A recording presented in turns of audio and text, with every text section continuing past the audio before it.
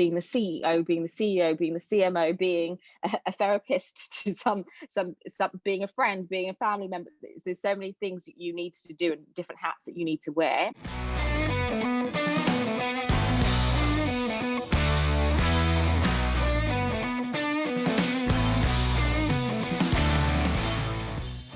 So yeah, I'm Sabrina Sadiq, and I'm the CEO and founder of a great company called Luxury Promise, which is, in summary, a marketplace for people to buy, sell, exchange, and repair their luxury goods.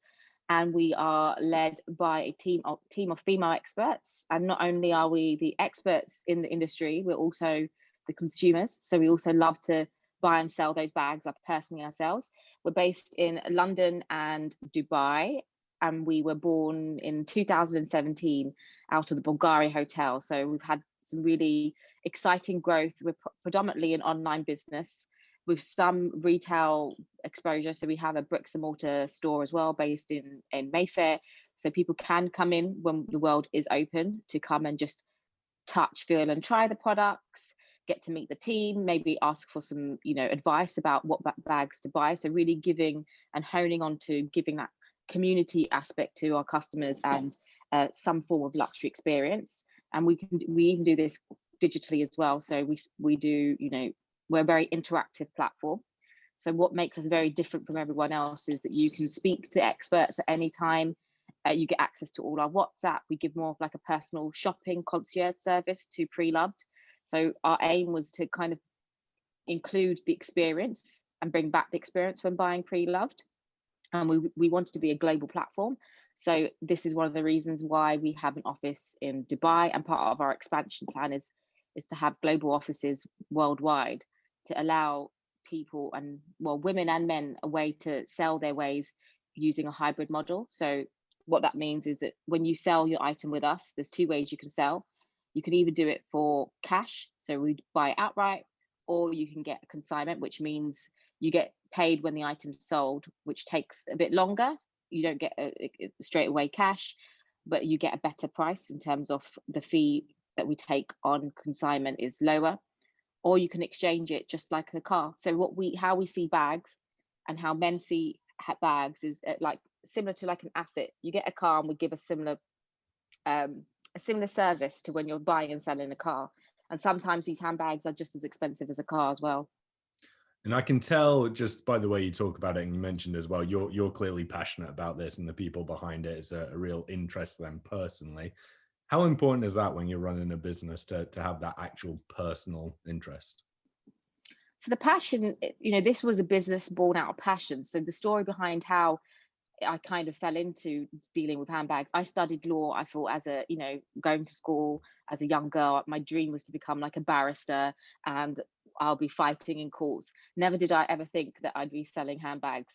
And it kind of really started when I actually finished law school. I wanted to treat myself to a nice designer handbag, but couldn't afford to buy one full price. So I started looking into the secondhand market, and eventually found the bag of my dreams, which was like a vintage Hermes Kelly. But that same day I bought the bag, I actually was with a client who wanted the bag for his wife, and he'd been on the wait list for it, and then offered me double the price. So I was like, wow, what? I can make 100% return in like 24 hours. So I kind of approached the bag with, the resale market with some form of passion, but also really looking at it as a trader. This is what makes, and that principle I've taken throughout building the business in my background. And then eventually I ended up really wanting to see if what I was buying was real or fake. So I increased my network, traveled all around the world, dealing with dealers who dealt in the secondhand market. And actually the authentication part bit was what I was really passionate about, like really studying the craftsmanship about how a bag is made, and then end up setting up a school of authentication, teaching some of my competitors today on how to spot a bag is real or fake, but also the pricing element. Because there's two things when customers buy. The customer will look to come to you because of the price, and also the other thing they want is, the promise of authenticity. But also I felt like that experience was missing when buying secondhand and luxury goods, and then ended up setting up this school of authentication. I was like, hang on, there's a gap missing in the market, and that's kind of how Luxury Promise is born. And passion, back to your question, passion is key. What we wake up to want to do, but also at the same time, it's a great business to be in because it's what also consumers want at the same time. So it's a passion built with what the desires of what customers want, and that's all about tapping into the sustainable story, giving a product another home as well. So with the passion, along with seeing firsthand that actually you could have doubled your money on this one handbag, how did you go from that point where you realized you could start a startup effectively to actually we've got something here that we could really scale and make a real business of? So for me, it kind of started with what I said. It was yes, I was passionate about it, but then there was also a need from what the consumers wanted.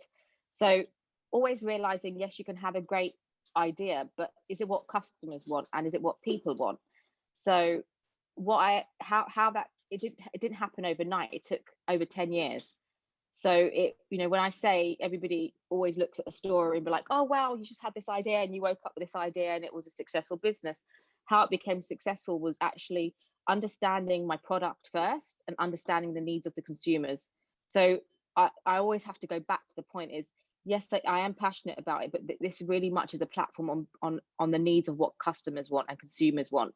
And there is a big desire for resale. There's a big desire for sustainability. People are fully aware of what but what the impact of buying a recycled good has on the planet. So it really is a combination of being both passionate and also understanding that there is a need for your business. And I think taking those two together is the real formula to create a business. There's other things I'm passionate about, but at the same time, they wouldn't always be a great business. Yeah, makes a lot of sense. And one word you brought up early on is community. So Yeah. this is one thing, obviously we're massive about at the Founder Network, but one thing I feel a lot of founders miss out on. So why did you see it as important to build up this community, and what are some of the sort of first steps people can do to start that? I think there's someone, I had a conversation with somebody the other day, and we've grown our business pretty much very much organically without any paid spend. So even now today, what you see has all been very organic, and obviously now we're venturing into looking at the growth strategy of the business, but it was all built with free tools. And I think that if anyone is like wanting to start a business, we are so lucky, we're fortunate in the position that we have access to digital assets that anybody can use. Whether it's a blog that you want to create and all it's going to cost you is $10 to buy a website, or whether you're going to go and set an Instagram up and be consistent. So using tools which are available to us, to everybody freely, and being consistent with it is really key. I think the most important thing in everything that you do is consistency. So like I said, I was consistently dealing with handbags for 10 years and understanding authentication, creating a community with sharing a story. And there's so many successful brands which have all been created through digital assets and being consistent with sharing their story, sharing their ideas, and doing it through a community. So before Luxury Promises even began, I had this community of followers that like they saw the journey and they saw the build up, and then people that are on Luxury Promise. And this is why it's very key if you are on e-com, and what can make us different and what the world requires now is interactivity. So being very interactive with the people that follow you and buy from you. And I always like to say it's a Luxury Promise family.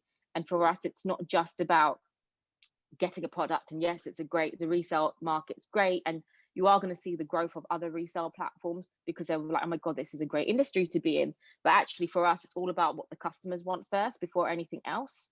And that's really important in building a community, is actually understanding what does your community want and adjusting your business to make sure that they're always served. Yes, we're not always going to get it right, but that's what we learn from the people that are our community and can give us their feedback, and taking that to the next level to grow the business. And to really grow the business, I know you recently took on some investment as well. So tell me a bit about that process. So from deciding you needed the investment to actually securing it, what did that window look like? So firstly, and this is going to investment, is when you start a business, it's key to understand how you want to scale the business. Now, eventually, always the first comment that I had, of course, you within my own network of friends and family was like, but why do you need the money? Why do you need to, if your business is great, why do you need the business now? Why do you need to get investors in? And it's really about, how do you want to scale your business? If you want to scale your business, you need investors. And not only just do you need investors, you need people to actually give you that affirmation or that confirmation that your vision is real, and to really say, okay, this is the idea of a business. Is it something that somebody will back? And so getting investors in is really key for those two things. Getting people that believe in the vision and people that will back you.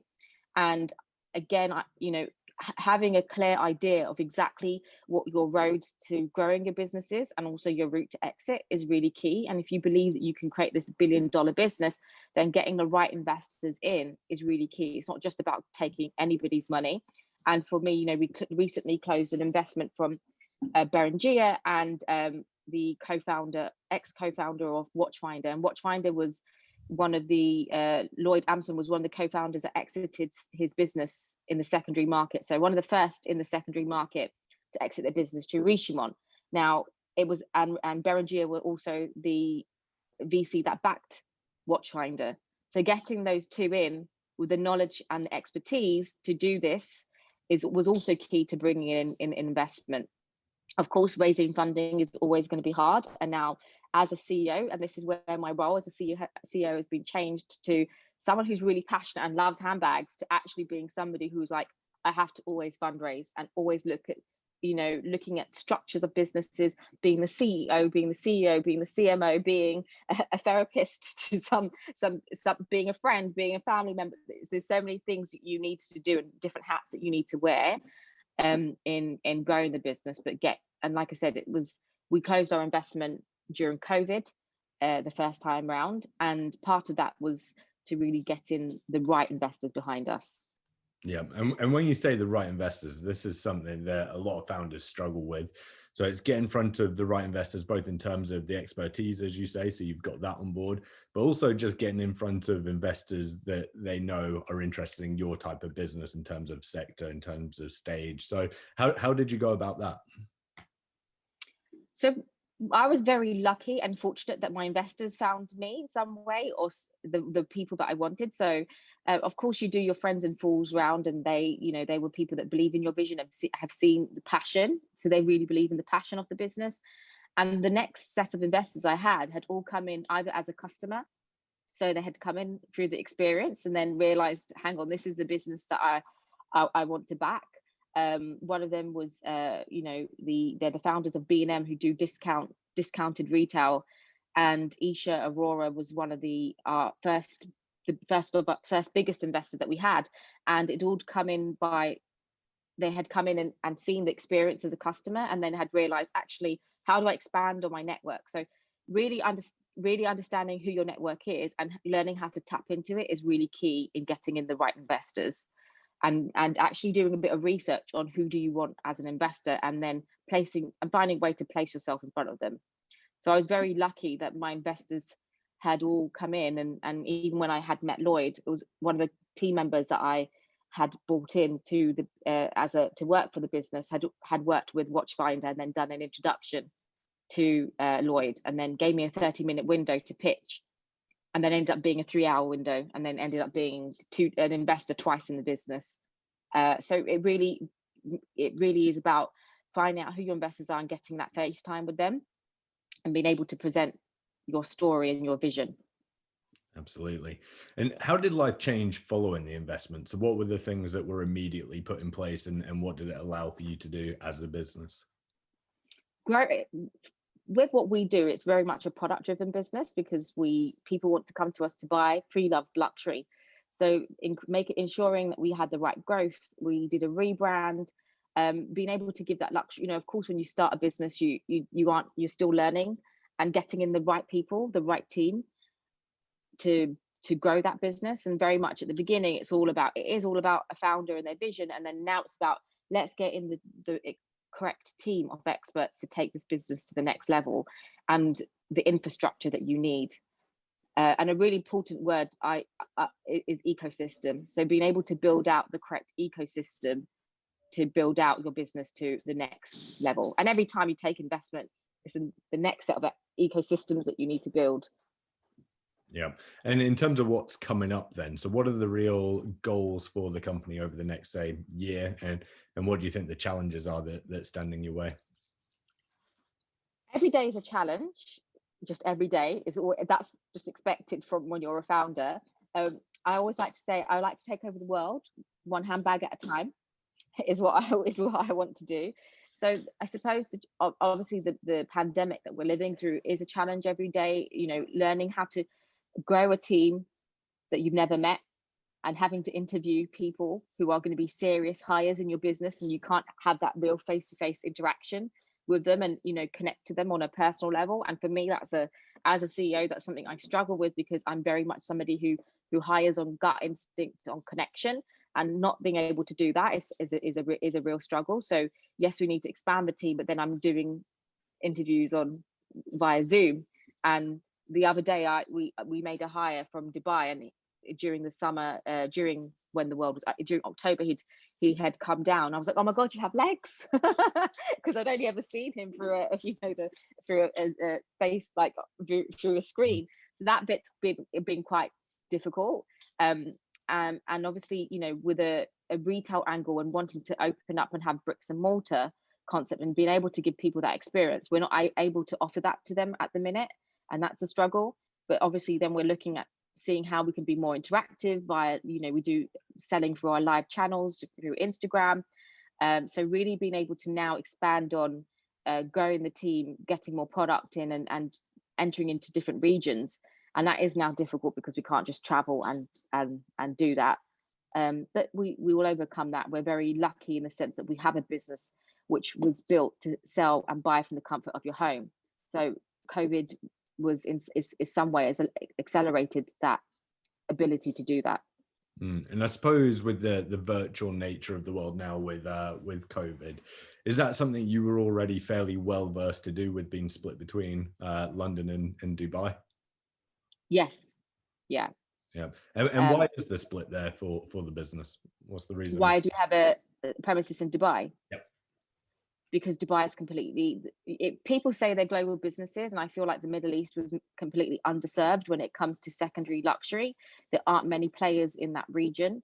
Even if we look at premium brands themselves, if you look at just the actual luxury brands, I don't believe they're truly global. Now, if you look at places like Bangladesh, Pakistan, they don't even have high street brands, let alone Chanel or Hermes or Louis Vuitton. So being able to serve them with some kind of luxury goods is really key, and being able to give women and men an option on how they sell, and doing that in Dubai. I think Dubai is a perfect connector in other parts of the world. You're a few hours flight from here. It's a great place logistically to ship items all over the world. So Dubai is definitely the place to be when wanting to operate in the Middle East. And what's your advice to founders that are looking to expand their businesses to the Middle East? Understanding Dubai is complicated when it comes to licenses. So understanding what license will suit you.